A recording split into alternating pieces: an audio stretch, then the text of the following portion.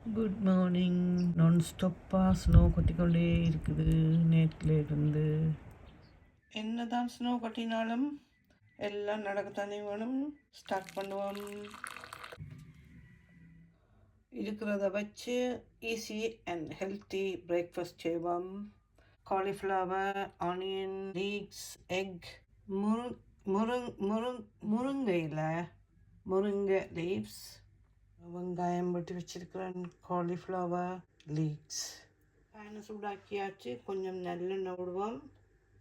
சீரகம், வெங்காயம், காலிஃப்ளவர், கொஞ்சம் முருங்கை விளாது,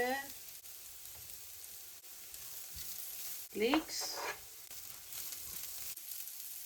கொஞ்சம் பெருங்காயத்தூள், salt, pepper, முட்டை போடுவோம்.